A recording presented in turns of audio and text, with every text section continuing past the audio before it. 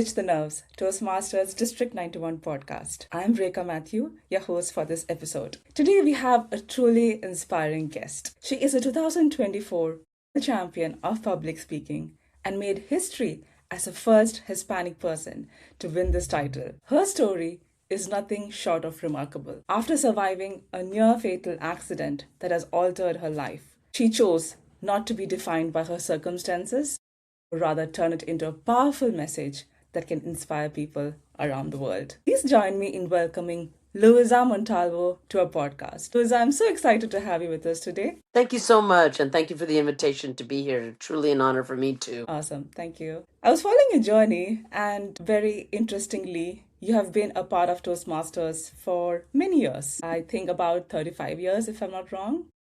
Oh, And yeah. no, actually, and excuse me for interrupting. Actually, it was between 1989 and 1993, so that was 4 years. And then I rejoined in 2013, so that's been about another 13, so maybe 17 years total. I would love to have been a member 35 years, but unfortunately, no, Perfect. Okay. I had that gap. But thank you. Yes. Happen between, yeah, absolutely. So that it's still a long time.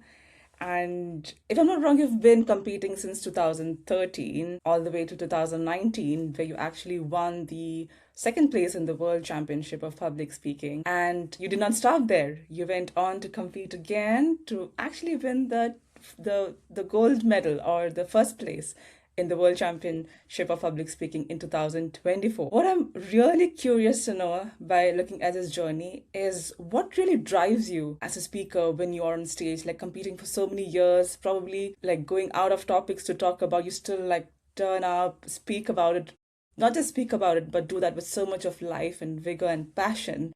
So, what is that driving thing that is like motivating you to go out there and speak? There's actually two things leading to that. And the first one was when I was about 10 years old. My mother was moving up the ladder in her business of selling Avon products. She was granted the position of district manager. And with that came meetings with 200 Avon ladies every Tuesday night at 7 p.m. So she would enlist my brother and I to set up all her demonstrations. And while we were there at the meeting, she was conducting the meeting, and she spoke so eloquently and commanded a room with such ease. I remember watching her and admiring her and telling myself, one day I want to be just like her. And one day she did ask me to speak in front of all these women, and I spoke about using the Avon products for about maybe 15 seconds, although it seemed like an hour. And even though I was nervous, I was excited to be able to speak in front of these women. And when I finished, they all applauded. And since hearing the applause, it's been an addiction of mine to be able to keep searching for that applause, which is in some form an approval of who you are and what you're doing. So because of that, ever since I joined Toastmasters, I am doing two things. One, I am trying to emulate my mother's ability to speak with such ease, and I am also trying to make her proud of me and what I can do. Amazing. That is such a heartwarming message. You've been inspired by your mother ever since your childhood, and you just wanted to emulate her growing up into all of these years. So that's like really inspiring. That probably must be your first table topics ever, isn't it? Without even knowing, without even joining Toastmasters.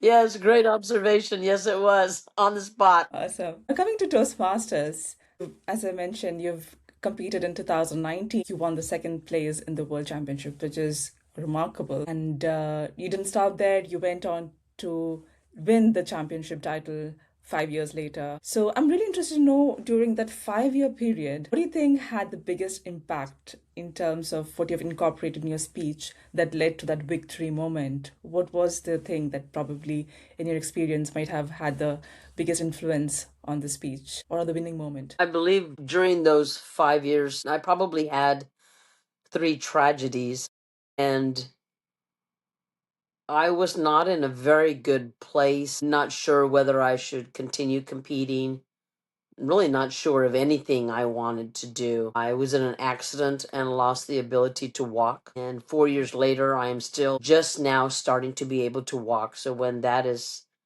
something that you, I guess, take for granted every day is taken away from you, you start to see things in a different perspective. I lost my life partner of 24 years, and she passed in 2023.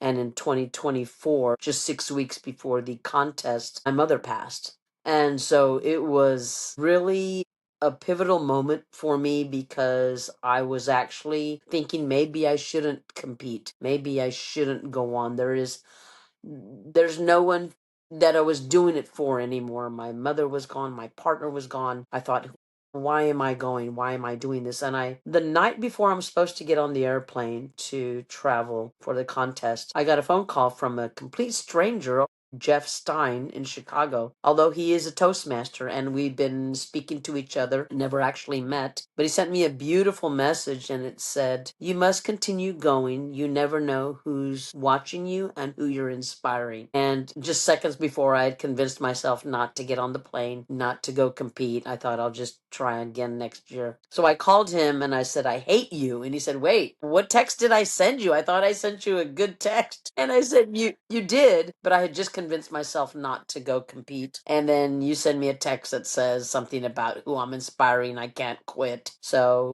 I got on the plane the next day, and I think that was truly inspiring for me because here a stranger that I really didn't even know, a fellow Toastmaster, is inspiring me to keep going because I am doubting myself. And look what happened. He said, "Luisa, you have to go. This is your year. This is the year you're going to win." And I did. So a lot of credit goes to Jeff Stein in Chicago for poking me to get on that plane and go. Yes, and I'm glad you went. I mean, look at the result. I'm glad to. And I'm sure I've seen the World Championship speech, and of course, you have used your own life experience in your story. So I'm imagining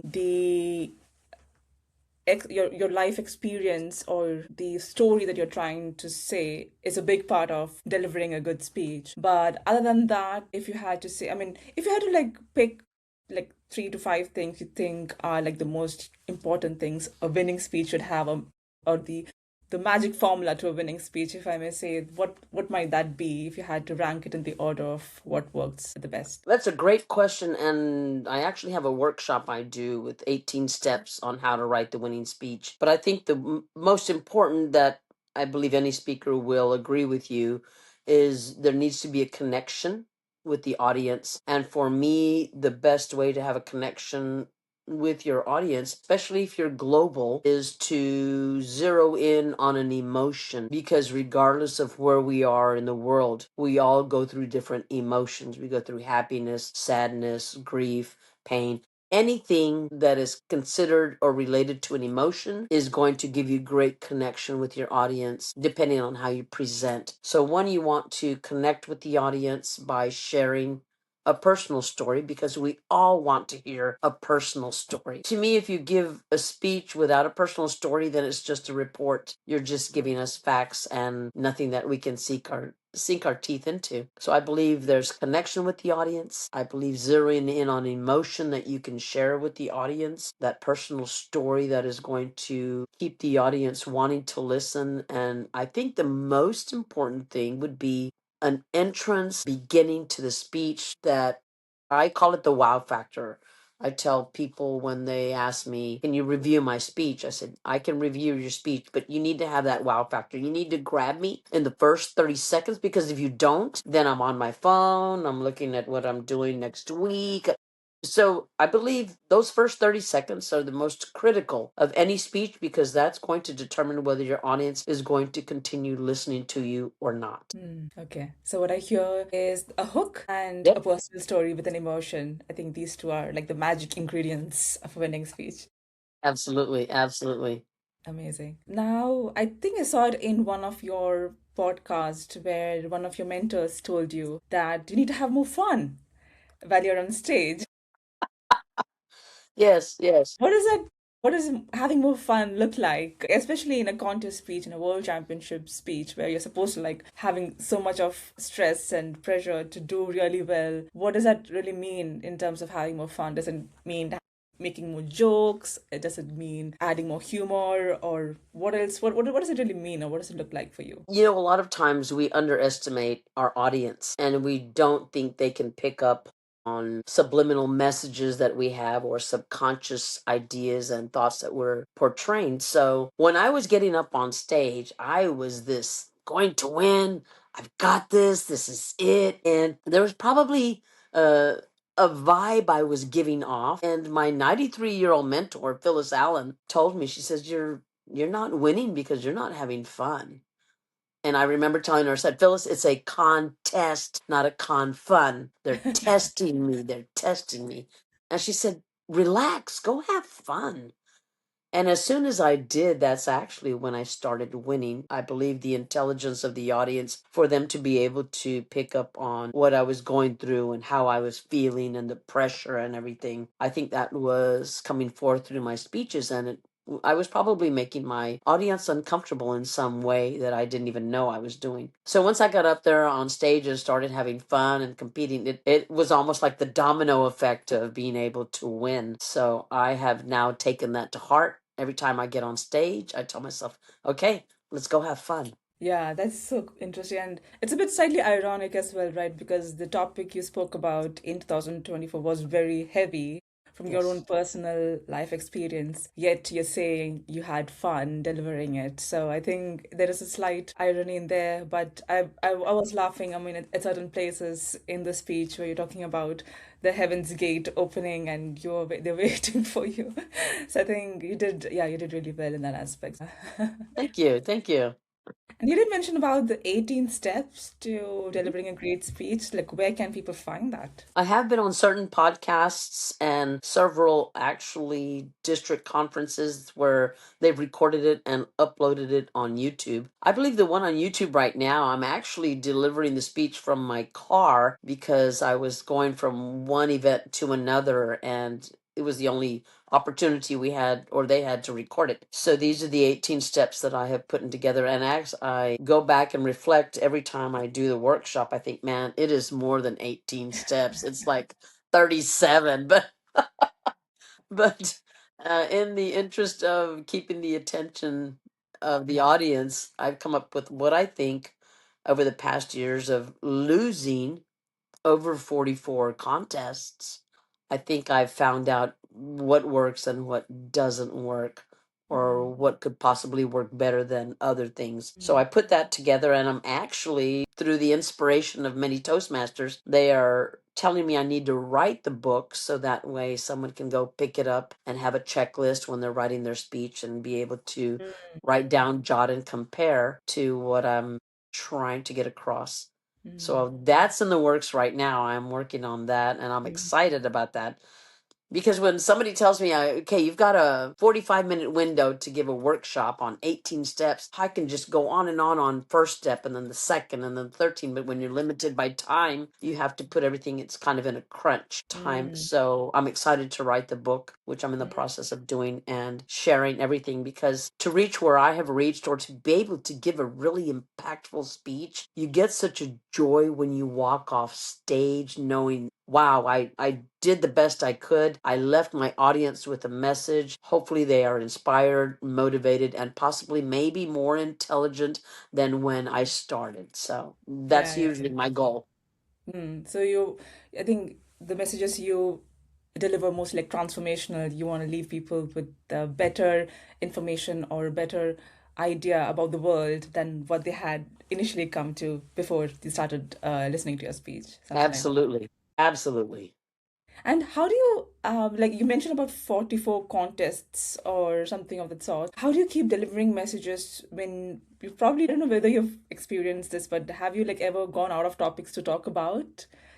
Where like probably picked up most of the things in your life that you want to speak, but now it's like, okay, now what else do I speak about? I have a contest coming up. Does that ever happen to you, or you always find inspiration from some place or somewhere? That's a great question. And every morning that I wake up, I tell myself, Luisa, you're going to learn something today. What are you going to learn? And without fail, my God gives me something that I need to learn. And whether it's humility or acceptance or any form of knowledge. When you approach something with an open mind, you will be surprised how much you can receive. So when anybody asks me, "Hey, Luisa, do you want to?" Before they even finish the question, I say yes. Whatever it is. Hey, do you want to? Yes, let's do it. Whatever it is. Why? Because I'm getting more content for future speeches. I am getting more content for lessons that I need to learn. And when I learn, I want to share so that maybe either I am just sharing something so my audience listens and learns with me, or maybe I'm saving them a possible heartache, or maybe saving them time or energy. I just want to share so that I hope that maybe somebody in the audience is receiving what I'm trying to give and it helps them. So you were saying you're more of a daily observer of life, like intentional observer of life. You're going through Mhm. life with the through the lens of someone who's learning and looking for yeah, looking for inspiration, looking for things that you can probably use in your speech to transform other people's lives through your lens of looking at the world. For an audience who want to be more like you, or who wants to speak like you, or maybe like people who want to like be more vocal with what they want to say, go out there and find their voice, but probably are limited by certain life factors, be it circumstances or challenges or age or unfortunate incidents in their lives that are holding them back. What would you have to say to our audience? You know, you mentioned age, and I try to end my keynotes on the fact that I tell my audience I'm about to be 67 years old. I am handicapped. I'm in a wheelchair. I'm not able to walk yet. I don't have a master's degree or a doctorate degree. I don't even have a bachelor's degree. I am a minority. And for all those factors, I tell my audience, I think I've ruined it for anybody that's hiding behind an excuse of age or race or disability or anything, or female, anything like that. You will make excuses for what you want to make excuses for. However, when we see other people doing something, it gives us the hope that maybe we can do that ourselves. Hmm. So I am hoping that maybe if someone sees that I am a senior citizen, a disabled minority, female in a world where many speakers don't look anything like me, maybe they will find inspiration and think and know that they can do it too. You had earlier spoken about that moment before you had turned your mind or changed your mind to attend or to participate in the World Championship. I'm sure that person had so much of doubt thinking about why you shouldn't do it more than why you should do it. And obviously, the message you got from that stranger turned your mind. What do you think, like, from that experience that you would like to share to the audience, that, like, in those moments of doubt where something is pulling you back and to go out, but, to change your mind, to go out there, to do it anyways? There's one saying that I remember I was a judge at a contest, and these were for gavel masters. These were children of 10 to 16 years old giving speeches. And after they gave their speeches in the contest, the kids came around and started talking to me, and they knew about my journey through Toastmasters and that I had managed to win the top prize in the world. And one, I shared the story about where I didn't know if I should compete. I actually questioned myself. And this 12-year-old boy looked at me. He said, "Well, you didn't come this far just to come this far." And I looked at him. I said, "You're absolutely right. Mm, You can talk yourself out of anything, but then did you come this far just to come this far? Why not keep going? Just mm, keep going." To me, it would mean that everything that I had worked for in the past was for nothing. Make everything that you do for something. mm, And to be able to try to convince someone of something you think they should do. I've also learned that you can't want it more than they do. mm. If they don't want to do something, they're not going to. I do it. Yeah. But if they just need maybe a little push from a friend like I did that night, then I think a reminder of, "Hey, did you come this far just to come this far?" Yeah. Oh, wow. I love that. It kind of stole my next question, Oh, okay.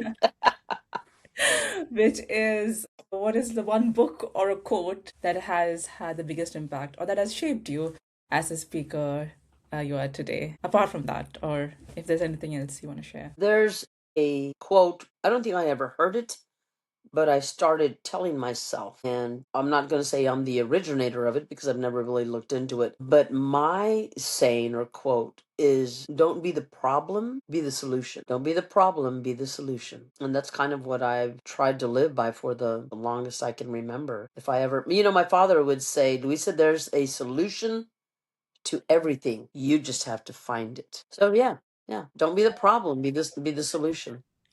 I think most of the time we focus more on the problems and why something is not Mhm, working well and why mhm. it shouldn't be this way. But if you had a chance to just look at what might be, if if what could probably be the right solution to this problem, then probably your perspective will change all of a sudden to that problem. Absolutely. Absolutely. Yes, a total mind shift. Yeah. I think that a lot of us focus on what the problems are instead of what a solution is. And it's very easy to get bogged down or taken down by things that we're going through because a lot of the times we feel maybe there is no solution.